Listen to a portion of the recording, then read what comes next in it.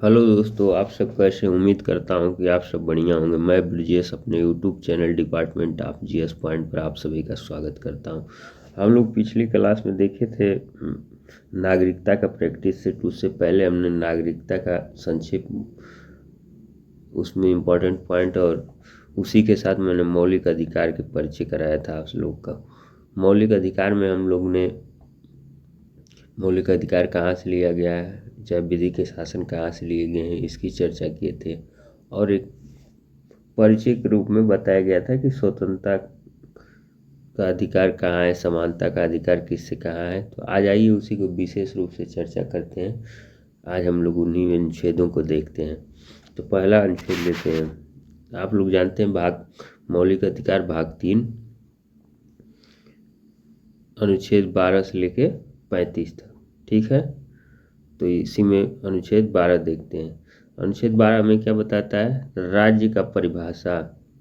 राज्य का परिभाषा मतलब राज्य शब्द को परिभाषित किया गया है अनुच्छेद 12 में। इस बात को याद रखिए। इसमें कैसे है? केंद्र व राज्य सरकारों के सभी विधायिक और कार्यकारी अंग है, ठीक है। केंद्र और राज्य सरकारों के सभी विधायिक कार्यकारी अंग है। सभी स्थानीय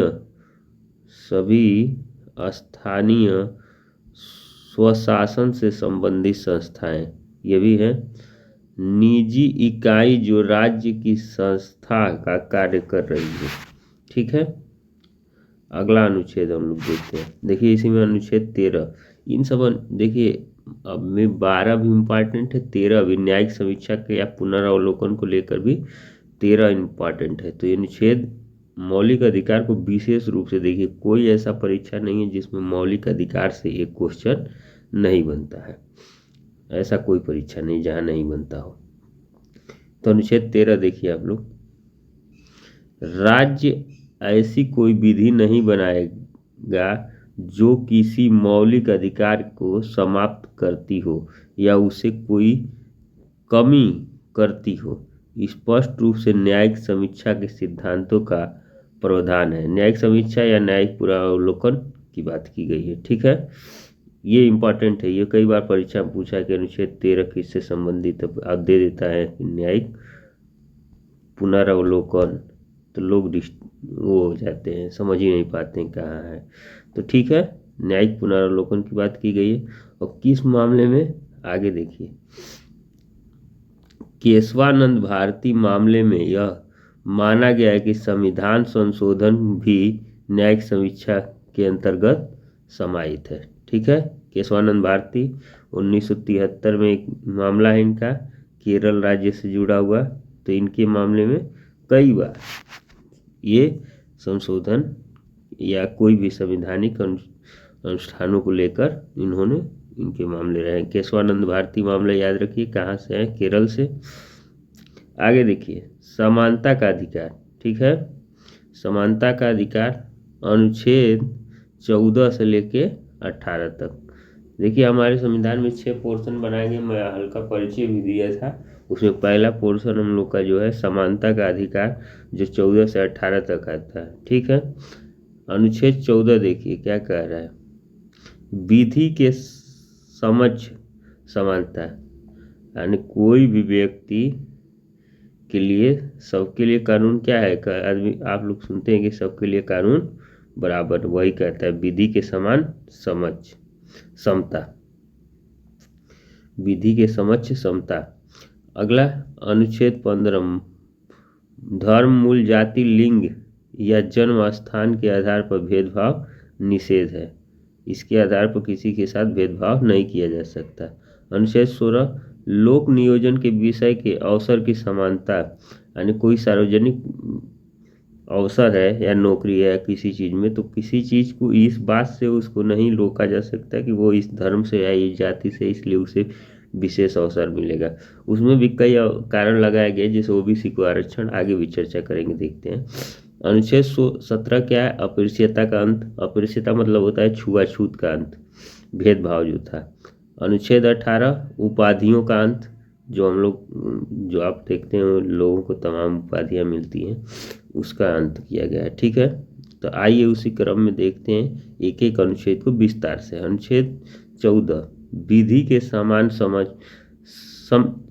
विधि के समक्ष समता और विधियों के समान संरक्षण दोनों में बताया गया, दोनों को स्पष्ट किया गया। इसको देखिए, ठीक है, कि विधि के समक्ष समानता और विधियों के समान संरक्षण क्या होता है। ठीक है, विधि के समक्ष समानता एड वी डायसी का सिद्धांत, ये ब्रिटिश की अवधारणा थी। ठीक है, और विधि के समान संरक्षण अमेरिका संविधान की अवधारणा थी। ये देखिए कई बार परीक्षा में पूछा है कि विधि के समान संरक्षण, आप इसमें कंफ्यूजन हो जाएंगे कि सब देखिए विधि के समक्ष समानता की बात जो की गई वो अवधारणा ब्रिटेन से लिया गया है और विधि के समान संरक्षण की जो बात की गई वो अमेरिका से लिया गया है। तो आप इस बात को एकदम क्लियर रखिए कि ये कहाँ से, ब्रिटेन से, ब्रिटिश। ठीक है, और ये जो है वो अमेरिका से। ठीक है, तो स्पष्ट रखिएगा। अगला देखिए आगे क्या कह रहा है। नकारात्मक संकल्पना विधि से ऊपर कोई व्यक्ति नहीं है। जैसे ये दिया गया विधि के समझ के लिए, नकारात्मक संकल्पना विधि से ऊपर कोई व्यक्ति नहीं है। और क्या बताया गया है कि विशिष्ट विशेषाधिकार की अनुपस्थिति है। कह रहा है कोई आदमी को विशिष्ट व्यवस्था नहीं दिया जाएगा, कानून के समान सब समान है। उसी तरह से विधि के समान संरक्षण में क्या कहा गया है कि ये सकारात्मक अवधारणा है, ये समान परिस्थिति में समान व्यवहार करता है, विशिष्ट विशेषता की अनुपस्थिति है। उसी तरह ये विधि के समान संरक्षण के लिए दिया गया है, सकारात्मक अवधारणा है। ठीक है, ये स्पष्ट हो गया। आगे देखिए, कुछ अपवाद है कि कब आदमी को विशेष दर्जा दे दिया जाता है, तो उन अपवादों को थोड़ा देखिए कैसे कैसे है, बहुत सारे हैं। भारत के राष्ट्रपति एवं राज्यपाल को अनुच्छेद 361 के तहत आप देखते आप सुनते होंगे किसी का कि फलाने का प्रोटोकॉल है या उनका प्रोटोकॉल है या उन व्यक्ति को प्रोटोकॉल है, तो उसी को कहा जाता है विशेषाधिकार। जैसे भारत के राष्ट्रपति और राज्यपाल को अनुच्छेद 361 के अंतर्गत विशेष अधिकार दिया गया है। उनके कोई संसदीय विशेषाधिकार सुने होंगे, अनुच्छेद 105। विधायकों का विशेषाधिकार 194। विदेशी संप्रभु शासन या राजदूत या कूटनीतिज्ञ व्यक्ति या यूएनए या अंतर्राष्ट्रीय एजेंसी, कुछ लोगों को विशेष अधिकार दिया गया है जिनको बताया गया है। ठीक है, आइए विस्तार से अनुच्छेद 15 देखते हैं। ठीक है, कुछ आधारों पर विभेद पर प्रतिषेध। पहला क्या है, अनुच्छेद 15A। देखिए इम्पोर्टेंट जब क्वेश्चन पूछता है ना तो इसमें मौलिक अधिकार में ज़्यादातर अंदर से भी क्वेश्चन पूछ लेता है। अनुच्छेद 15A, राज्य की नागरिकता के प्रति केवल धर्म, मूल जाति, लिंग, जन्म स्थान को लेकर विभेद नहीं करेगा। कह रहा है कि कोई भी नागरिक हो उसको केवल इन आधारों पर, जैसे धर्म हो गया, मूल वंश हो गया, जाति हो गया, लिंग हो गया या जन्म स्थान को लेकर आप भेदभाव नहीं कर सकते। ठीक है, उसी में अगला देखिए अनुच्छेद 15(2), ये क्या कहता है, यह राज्य और निजी दोनों के द्वारा किए जाने वाले भेदभाव पर रोक लगाता है। दुकान, सार्वजनिक स्थान, होटल, मनोरंजन स्थल, कुआं, तालाब, सार्वजनिक समागम आदि। देखिए कोई भी दुकानदार है आपको इसलिए सामान नहीं देगा कि आप इस जाति से हैं या मूल इस धर्म से हैं इसलिए आपको अब सामान नहीं देंगे। इन सब आधारों पर आपको कोई होटल वाला हो या कोई सार्वजनिक जगह हो तो जो मना नहीं कर सकती, अगर ऐसा करता है तो वो उसके ऊपर कार्रवाई की जाएगी। ये आपका मौलिक अधिकार का हनन होगा। कोई होटल आपको कमरा नहीं देने से मना करे कि आप फलाने जाति से आइए, आपका ये मूल वंश है या ये लिंग है, इस आधार पर मैं आपको होटल नहीं दूंगा, तो ये समस्या होगी, तो आपको मौलिक अधिकार का हनन हो रहा है। ठीक है, अगला पॉइंट देखिए, अनुच्छेद 15(3) महिलाओं और बच्चों को विशेष प्रावधान दिया गया है। देखिए, महिलाओं को लेकर भी कुछ विशेष अधिकार दिए गए और बच्चों को लेकर भी विशेष। हमने कहा है कि कभी भी विशेष अगर दिया गया है तो उसके पीछे का कारण स्पष्ट किया गया है। ये नहीं कहा जा सकता कि महिला होने के नाते उनको कुछ विशेष, उनको पहले ही बता दिया गया कि महिलाओं के लिए और बच्चों के लिए कुछ विशेष, जैसे महिला बालक अगर पेट में रहता है तो बच्चों के लिए विशेष टीका या ऐसी व्यवस्था की जाती है। ठीक है, अगला देखिए, अनुच्छेद 15(4) सामाजिक एवं शैक्षणिक दृष्टि से पिछड़े वर्ग अनुसूचित जनजातियों के लिए विशेष प्रावधान प्रथम संविधान संशोधन द्वारा किया गया। ठीक है, सामाजिक एवं शैक्षणिक रूप से दृष्टि से पिछड़े। देखिए, सरकार किसी को विशेष को अगर वो समाज की मुख्य धारा में नहीं जुड़ पाता है तो उसके लिए कुछ विशेष उपबद्ध कर कर उसको मुख्य धारा में जोड़ के ला सकती है। जैसे हमारे यहाँ देखते हैं तमाम योजनाएं जो इधर नहीं चलती है केंद्र सरकार, पर आदिवासी क्षेत्रों में उनको चला के मुख्य धारा में लाने की कोशिश किया जाता है, तो वो इसी के अंतर्गत आता है कि सामाजिक एवं शैक्षणिक दृष्टि से जो लोग पिछड़े हो गए हैं उनको मुख्य धारा में लाने के लिए आरक्षण या ऐसे विशेष योजना लागू करके उनको व्यवस्था दी जाती है। ठीक है, तो इसके देखिए, सामाजिक शैक्षणिक दृष्टि से पिछड़े वर्ग अनुसूचित जाति जनजातियों के लिए विशेष प्रावधान। देखिए, यही आरक्षण का मूल कारण है। आप इसको देखेंगे तो आपको स्पष्ट होगा। अगला देखिए, अगला क्या है, अनुच्छेद, देखिए यहाँ थोड़ा सा मिस्टेक हो गया, अनुच्छेद 15(5) में शैक्षणिक संस्थाओं में ओबीसी आरक्षण। देखिए, ओबीसी को जो आरक्षण मिला है शैक्षणिक संस्थाओं में, जो प्रवेश के समय जो आरक्षण लेते हैं ओबीसी, आईआईटी या नीट या और भी संस्थाएं हैं जैसे यूनिवर्सिटी स्तर पर या कहीं भी, तो शैक्षणिक संस्थाओं में ओबीसी को आरक्षण 93वां संविधान संशोधन 2005 के द्वारा दिया गया है। ठीक है, अभी देखिए नया नया है ईडब्ल्यूएस, इसके भी लेकर आप बता सकते हैं, इससे भी क्वेश्चन बनेगा। अनुच्छेद 15(6) में शैक्षणिक संस्था ईडब्ल्यूएस आरक्षण 103 संविधान संशोधन द्वारा। देखिए, शैक्षणिक संस्थाओं में जो ईडब्ल्यूएस को आरक्षण दिया गया है वो भी इसी के अंतर्गत दिया गया है। ठीक है, अगला देखिए, अनुच्छेद 16 देखिए, अनुच्छेद 16 क्या कहता है कि लोक नियोजन के विषय में अवसर की समानता। और इसमें अनुच्छेद 16(1) क्या कहता है, राज्य के अधीन किसी पद पर नियोजन या नियुक्ति से संबंधित विषयों में सभी नागरिकों के लिए अवसर की समानता होगी। कह रहा है कि राज्य में अगर कोई भी पद है या अवसर है या कोई भी, जैसे मान लीजिए कोई भर्ती निकाली गई, उसमें नियुक्ति या पद पर नियोजन संबंधित विषयों में सभी नागरिकों के लिए समान व्यवस्था होगा।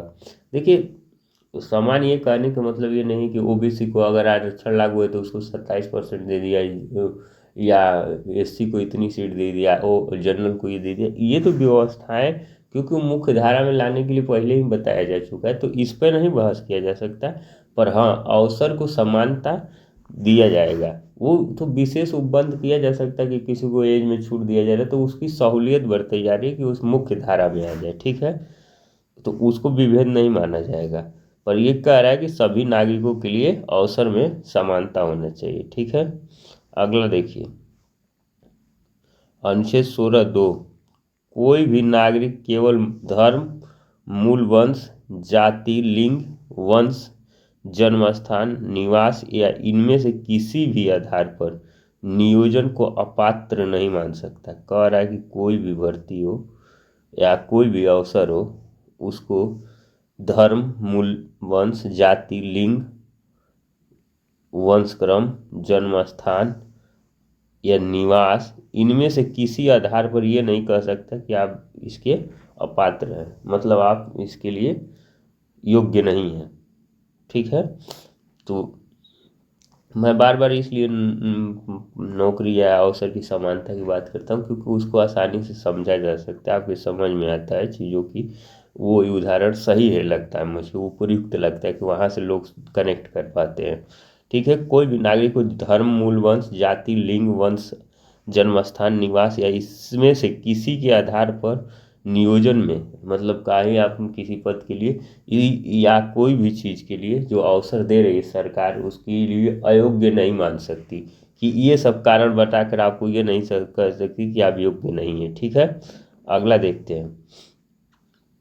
अनुच्छेद 16(3) संसद विधि बनाकर लोक नियोजन के मामले में किसी राज्य में निवास संबंधी शर्तें लगा सकती है।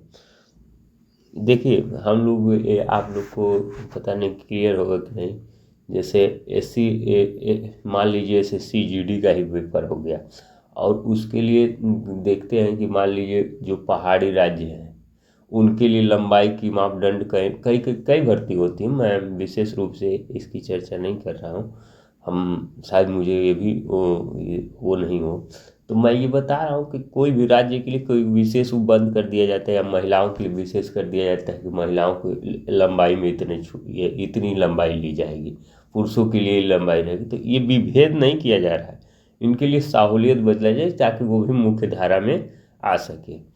समझे? संसद देखिए विधि बनाकर लोक नियोजन के मामले में किसी राज्य को निवासी संबंधी शर्तें ला सकती है। समझ रहे हो? किस जैसे गोरखा आर्मी में ये एक गोरखा रेजिमेंट होता है, अलग अलग व्यवस्था जीते उनको अलग तरह की, जैसे किसी को लंबाई में जो पहाड़ी होंगे उनकी लंबाई उतनी नहीं होगी तो उनको भी जीडी में आना है, तो उनके लिए लंबाई में क्या होता है, छूट होता था। ठीक है, तो वो सरकार लागू कर सकती है, उसके साथ और भी नियम बना सकती है। ये मैं एक उदाहरण आपको दे रहा हूँ। ठीक है, अगला पॉइंट देखिए। अनुच्छेद 16(4) ओबीसी को आरक्षण संबंधी प्रावधान। देखिए स्पष्ट रूप से कह दिया कि ओबीसी को जो आरक्षण का प्रावधान किया गया है वो इसी के अंतर्गत किया गया है। ठीक है, अगला देखिए अनुच्छेद 16 ईडब्ल्यूएस को भी आरक्षण प्रावधान इन्हीं के माध्यम से किया गया है। ठीक है, तो ये क्लियर हो गया। आगे देखिए अब अनुच्छेद 17। अनुच्छेद 17 क्या कहता है? अस्पृश्यता का उन्मूलन, छुआछूत मिटाना।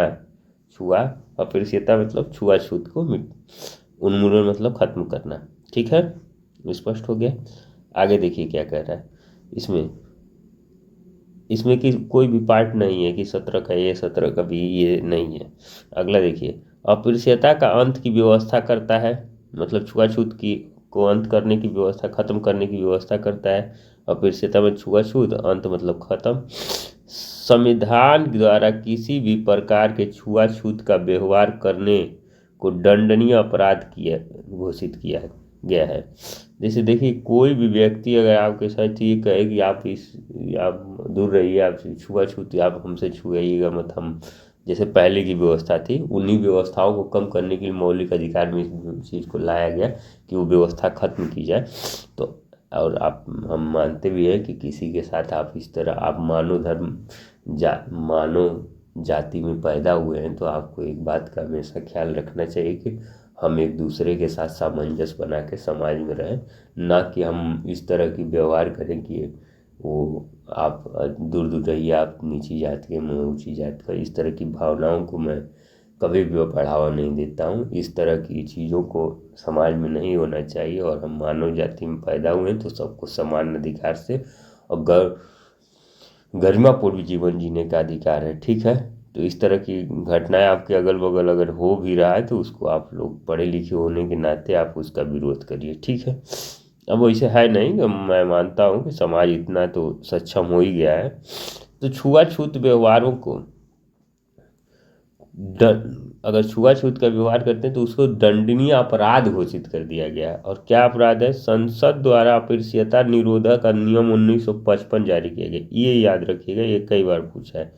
अस्पृश्यता निरोधक अधिनियम 1955, छुआछूत निरोधक मतलब छुआछूत खत्म करने का नियम जो लागू किया गया 1955 में। ठीक है, अगला देखिए, ये इम्पोर्टेंट है।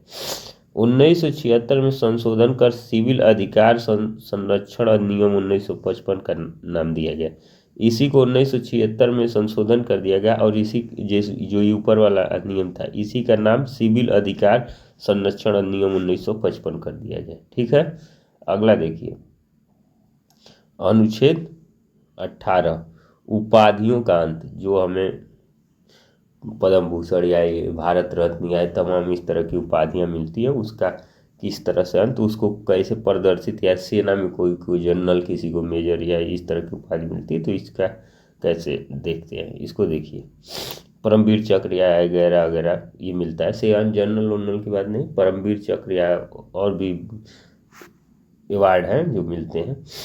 तो राज्य सेना शिक्षा संबंधी उपाधियों के अलावा कोई भी उपाधि नहीं प्रदान किया जा सकता। राज्य या सेना या शिक्षा संबंधी उपाधियों के अलावा कोई भी उपाधि प्रदान नहीं करेगा। ठीक है, राज्य किसी को सेना या शिक्षा से संबंधित उपाधियों के अलावा कोई उपाधि प्रदान नहीं करेगा। अगला क्या है, भारतीय नागरिक विदेशी राज्यों से उपाधि नहीं ले सकते। कोई भी भारतीय नागरिक है वो विदेश से उपाधि लेने के लिए यहाँ से परमिशन लेना पड़ता है। राज्य के अंतर्गत नियोजक विदेशी नागरिक को राष्ट्रपति की सहमति के बिना कोई विदेशी राज्य से उपाधि नहीं ले सकते। देखिए स्पष्ट कर दिया है। जैसे राज्य के अंतर्गत नियोजित कोई विदेशी नागरिक, कोई भी बाहरी लोग अगर हमारे यहाँ काम कर रहे हैं, हमारी सरकार का हिस्सा है, उसमें कोई पद पर वो है तो उनको देखिए कह रहा है कि हमारे राज्य में नियोजित कोई विदेशी नागरिक अगर उसको भी कोई उपाधि लेना है तो राष्ट्रपति से अनुमति लेनी होगी। ठीक है, अगला देखिए 1954 में स्थापित भारत रत्न एवं पद्म पुरस्कारों को सर्वोच्च न्यायालय ने पुरस्कार माना है, न कि उपाधि माना है। ठीक है, इसको भी स्पष्ट रखिएगा। 1954 के स्थापित है हुआ है। अगला देखिए सबसे इम्पोर्टेंट है, ये भी बहुत ज़्यादा इम्पोर्टेंट, तो पूरा मौलिक अधिकार है। मौलिक अधिकार के कोई भी पोर्शन को ये नहीं कहा जा सकता कि ये बहुत ज़्यादा इम्पोर्टेंट है। स्वतंत्रता का अधिकार 19 से 22 तक। आइए देखते हैं स्वतंत्रता क्या क्या है। तो अनुच्छेद 19 को देखते हैं, अभिव्यक्ति और अन्य स्वतंत्रता। तो इसमें कई पार्ट हैं, तो पहला देखते हैं 19(a) का ए, भाषण एवं अभिव्यक्ति की स्वतंत्रता। इसी में क्या है, प्रेस की स्वतंत्रता, ये पूछा है कई बार, प्रेस की स्वतंत्रता। वाणिज्यिक विज्ञापन की स्वतंत्रता, टेलीफोन पर बातचीत टैप करने के खिलाफ अधिकार, इंटरनेट तक पहुंच का अधिकार। ठीक है, ये सब स्वतंत्रता है। और अगला देखिए अनुच्छेद 1(b) शांतिपूर्ण निरायुध सभा की स्वतंत्रता। ठीक है, अगला पॉइंट क्या कह रहा है, उसी में शांतिपूर्ण और निरायुध सभा की। देखिए कह रहा है कि 19(a)(b) कहता है कि आप शांतिपूर्ण तथा निरायुध, मतलब बिना, ऐसा ना हो कि आप युद्ध के लिए तैयार हो रहे हैं, ऐसी मतलब बिना हथियार के आप सभा करिए, स्वतंत्र हैं इसके लिए। और शांतिपूर्ण सभा अधिकार केवल सार्वजनिक भूमि पर ही हो सकती है। जैसे आप कोई भी सभा करते हैं तो उससे सार्वजनिक भूमि पर ही कर सकते हैं। ऐसा नहीं कि किसी व्यक्ति आदमी का व्यक्तिगत जमीन पर आप जाए कहे कि मैं सभा करूंगा, ये मेरा अधिकार है। ठीक है, तो अगला देखिए अनुच्छेद 19(a) का सी, संघ बनाने का अधिकार। संघ मतलब आप किसी प्रकार का अपना संगठन बना सकते हैं, जैसे राजनीतिक पार्टी बना रहा है, कोई एनजीओ चला रहा है, तो इस तरह की आप संघ बना सकते हैं। आप किसी उस पे बनाने के लिए कोई रोक नहीं है। ठीक है, हाँ बस ये है कि उसका एक सही उद्देश्य हो। अब पता चले कि कहिए कि मैं आतंकवादी संगठन बनाऊंगा, तो ऐसा नहीं हो सकता, इस पे बाध्य है। ठीक है, आप संघ बना सकते हैं। ठीक है, आपको जो अधिकार दिए गए उस पर यथा संभव एक वो भी लगाया गया है कि आप वो कहाँ तक यूज कर सकते हैं। ठीक है, आइए देखते हैं अगला अनुच्छेद 1 का डी, 19(1) का डी, पूरे भारत में स्वतंत्र रूप से भ्रमण करने का अधिकार। आप भारत में कहीं घूम सकते हैं, जहाँ आ सकते हैं, आपको कोई रोक छेक नहीं है। आप कहीं भी घूमने जा सकते हैं। बस ये है कि आप कोई प्रतिबंधित क्षेत्र में कहें कि नहीं हमारा स्वतंत्रता का अधिकार का हनन हो रहा है, मुझे घूमने का अधिकार है, ऐसा नहीं है। जैसे मान लीजिए आपको कोई अगर जंगल क्षेत्र है तो उसमें होता है ना कि उसमें बायोलॉजिकल या वो उसमें ऐसी औषधियाँ पाई जाती है जिसको प्रतिबंधित होता है, तो उस पर आप नहीं वहाँ नहीं जा सकते। ठीक है, इस तरह की बातें हैं। तो आप कह ही रहे हैं कि कोई भी अधिकार दिया गया तो उस पर कहीं ना कहीं कोई पर निर्बाध की घोषणा भी की गई है। अगला देखिए, अनुच्छेद 19(1) का ई, भारत में किसी भी हिस्से में निवास करने या बसने का अधिकार। आप भारत के कोई भी हिस्से में जमीन खरीद कर बस सकते हैं, इस पर कोई प्रतिबंध। बस ये है कि जैसे कोई विशेष क्षेत्र में, जैसे अंडमान निकोबार में कहा गया कि आप जैसे आदिवासियों के लिए कुछ ऐसा एरिया है जहाँ आप नई जमीन खरीद सकते, क्योंकि वह उनके उनके अधिकार का हनन होने की उम्मीद रहती है कि वो सामाजिक रूप से अभी उतना परिपूर्ण नहीं हुए हैं कि आपको एक्सेप्ट करे, तो उनकी संस्कृतियों को नुकसान न पहुंचे, इसके लिए सरकार उस जगह को ये कह सकती है कि आप यहाँ नहीं बस सकते, विशेष रूप से किसी को या किसी राज्य में विशेष दर्जा दी हो या कोई ऐसी उपबंध की हो। ठीक है, अगला देखते हैं, अनुच्छेद 19(1) का जी, कोई वृत्ति आजीविका व्यापार कारोबार करने का अधिकार। जैसे देखिए कोई भी आप व्यापार अधिकार कर सकते हैं, कोई भी व्यापार करते हैं तो आपको सरकार उसके लिए रोक ही नहीं सकती आपको व्यापार करने से। हाँ, बस आपका व्यापार सही होना चाहिए, ऐसा नहीं हो कि कह दीजिए मैं कट्टा का व्यापार करूँगा तो उसके लिए थोड़े सरकार छूट देगी। तो आपको उन्हीं व्यापार के लिए जाके देखिए, आपकी एक बात कहा जाता है कि आपकी स्वतंत्रता वहीं तक सही है जहाँ तक दूसरे की स्वतंत्रता बाधित नहीं हो रही है। ठीक है, ये स्पष्ट रखिए कि आपकी स्वतंत्रता वहीं तक है जहाँ दूसरे की स्वतंत्रता आप बाधित नहीं करते हो। तो ठीक है, आगे देखिए क्या कहता है, उपर्युक्त स्वतंत्रता पर देखिए 19(2) से लेके 19(6) तक युक्ति निर्वर्धनों की घोषणा की गई। देखिए युक्त निर्वर्धनों का मतलब होता है कि प्रतिबंधित भी किया गया है। 19(2) से लेके 19(6) तक ये भी बताया गया कि आपकी स्वतंत्रता कहाँ तक रहेगी। ठीक है, कहाँ तक आप, ऐसा नहीं ना है कि आप हम कहें कि भैया आप सभा कर सकते हैं, तो हमने कहा कि आप सरकारी सार्वजनिक जमीनों पर आप सभा कर सकते हैं, तो आप गए किसी निजी आदमी की जमीन पर कह रहे हैं मेरा अधिकार है कि मैं सभा कर सकता हूँ। तो इस तरह आपको प्रतिबंधित भी किया गया है 19(2) से लेकर 19(6) तक कि आपको कहाँ तक आपकी स्वतंत्रता है। ठीक है, आगे देखिए, इसी में एक और बात है, 44वां संविधान संशोधन 1978 के तहत 19(a)(f) संपत्ति अर्जन करने के अधिकार को हटा दिया गया है।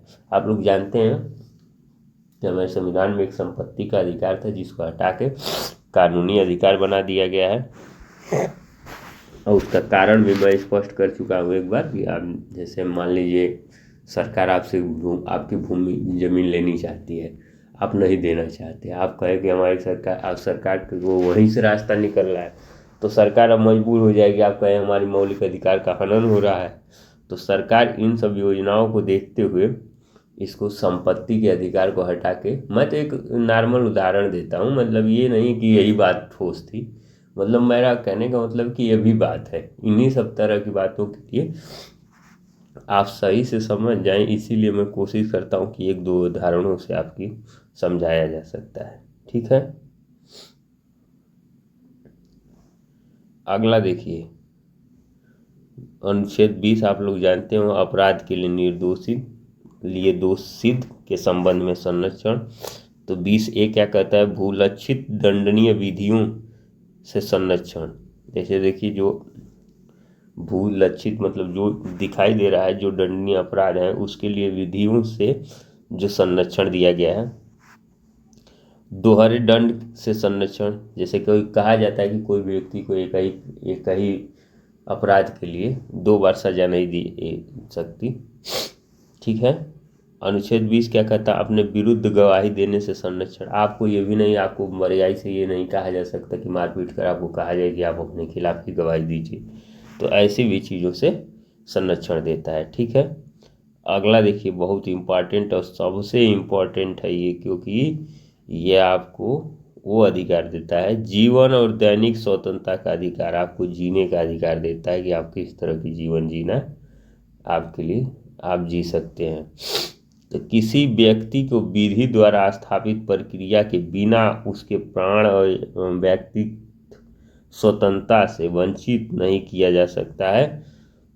कोई भी व्यक्ति को उसके प्राण या दैनिक स्वतंत्रता से वंचित नहीं किया जा सकता है। इसमें सर्वोच्च न्यायालय ने अपने विभिन्न निर्णयों में इस अधिकार का क्षेत्र और भी व्यापक कर दिया है। ठीक है,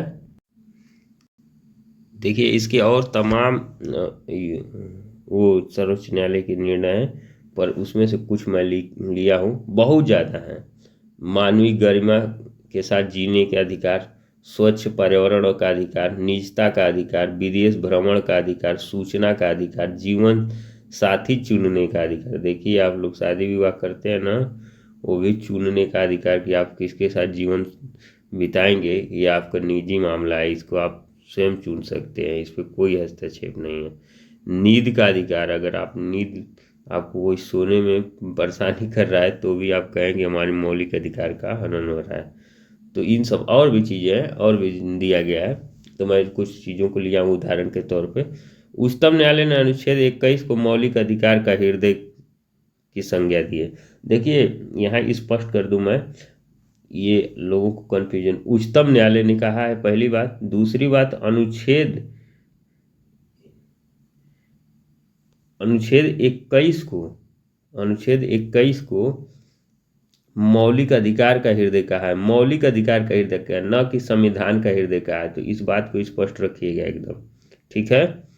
अनुच्छेद 21 को मौलिक अधिकार का हृदय कहा गया है, न कि संविधान का हृदय कहा गया है, ठीक है।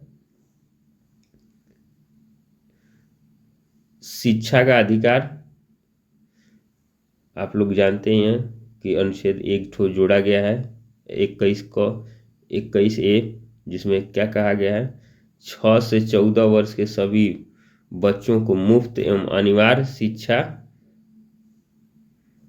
शिक्षा की मौलिक अधिकार होगा। और इसको कब जोड़ा गया, 86वें संविधान संशोधन 2002 में जोड़ा गया। शिक्षा का अधिकार अधिनियम 2009 के तहत 1 अप्रैल 2010 को लागू किया गया। देखिए 2002 में संविधान संशोधन द्वारा इसको अथू किया गया, पर ये लागू पूर्ण रूप से कब हुआ है, 1 अप्रैल, ये देखिए ये पूछता है 1 अप्रैल 2010 को। तो आप लोग को जुड़ने के लिए बहुत बहुत धन्यवाद। और मौलिक अधिकार एक बड़ा चैप्टर है, तो इसमें 2 क्लास लगेगी, ठीक है। आप लोग को जुड़ने के लिए बहुत बहुत धन्यवाद। आप लोग सपोर्ट करिए, शेयर करिए, लाइक करिए, सब्सक्राइब करिए और कमेंट करके ज़रूर सुझाव करिए कि कैसा क्लास है, ठीक है। इससे हमारा भी आत्मविश्वास बढ़ता है और हम और इच्छा होती है कि आप लोग को बेहतर से बेहतर चीज़ें दिया जाए, ठीक है। तो बहुत बहुत धन्यवाद।